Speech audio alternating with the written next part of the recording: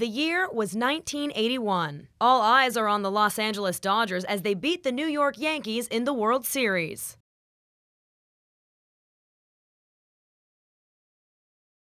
Raiders of the Lost Ark rolls into theaters, becoming the year's highest-grossing movie.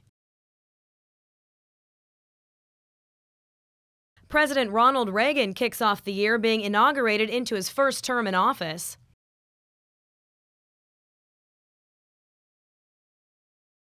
And I was an elementary school student who really admired the president. On February 6, 1981, just a few weeks after President Reagan was sworn into office, he celebrated his 70th birthday. I made President Reagan a birthday card and I sent it to him. And I could not believe it. I actually got a letter back from him with his real signature. So excited. Sadly, a couple years later, we lost the letter. I have not seen that letter for about 25 years, but hopefully that will change today. It was time to begin our nearly impossible search. Nestled upon a beautiful hillside in Simi Valley, less than 2 hours from Bakersfield, is the magnificent Ronald Reagan Presidential Library. It's the biggest. It's by far and away probably twice as big as the very next of the other 13 presidential libraries. 260,000 square feet. And the archives? Within the archives, we have approximately 60 million pages of records and personal paper collections. 60 million pages? This is not going to be easy. In fact, I was hoping to find even more than the birthday correspondence between me and the president. About a month later, President Reagan was shot. I then made him a Get Well Soon card and sent it to him. This is one of 37 files, mostly with Get Well Soon cards from children. I'm looking for mine. Hopefully I'll find it. See, I think it'll be easy to find mine.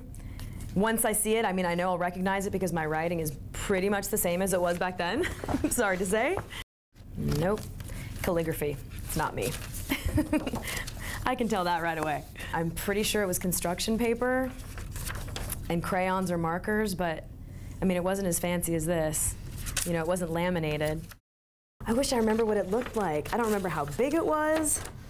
I don't remember what I said except for Get Well Soon, Mr. President. After I sent the Get Well Soon card to President Reagan, I received a postcard back with a stamped signature. Now, the archivist thinks it's one of these two cards. This one seems the most familiar to me. I'll read it.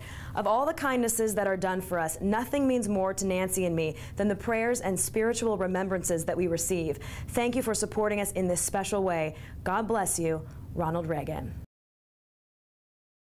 I do not want to mess up his system, so I'm putting the card here. This is how you do it.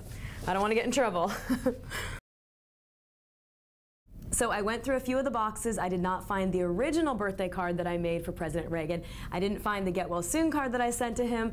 Did you or your staff find anything related to any of this? Well, first of all, we did a search for your name and for your school in our computer system that the White House used to track records. We didn't find it there.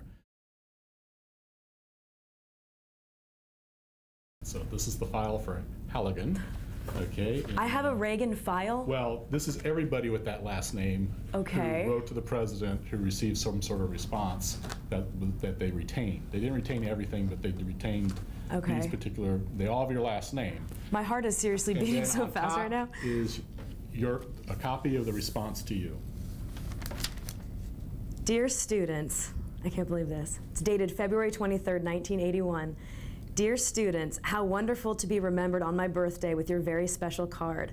Your thoughtfulness in sending a handcrafted message makes me proud to know of your talents and your love of our country. I deeply appreciate the generous support you have shared in a most unique way. With my best wishes always, sincerely, Ronald Reagan. And it's addressed to the students of Webster School, care of Miss Lynda Halligan, with my address when I was a kid. I cannot believe this. This is crazy. Now, the one I received as a kid was on official White House stationery, and it had President Reagan's actual signature, not a stamp. But all these years later, this is certainly good enough for me.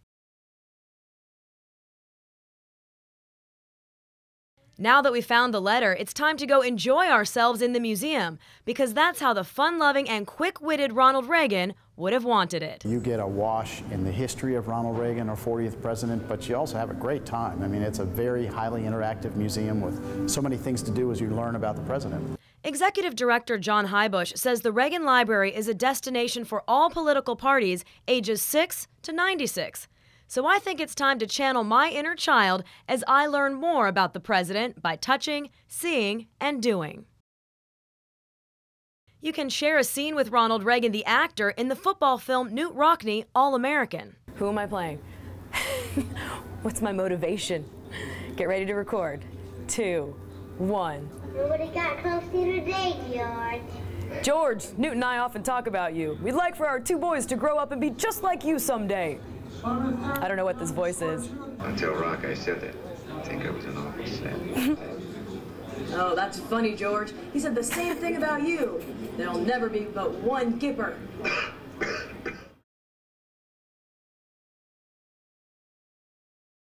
I won't get to give an Oscar acceptance speech for that performance, but I think politics is more my style anyway. I want to thank absolutely every single one of you. I could not have done this without you and you and you, all of you. Thank you so much.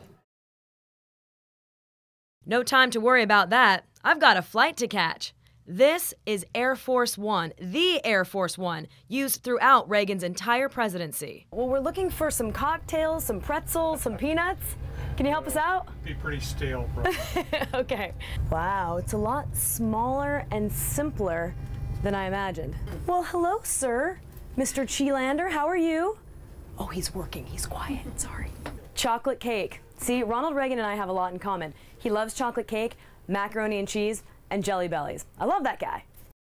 From a motorcade including one of the limousines and Secret Service vehicles that were actually used during his administration to a replica of the Oval Office exactly to scale, you could easily spend a full day here playing, learning, and remembering.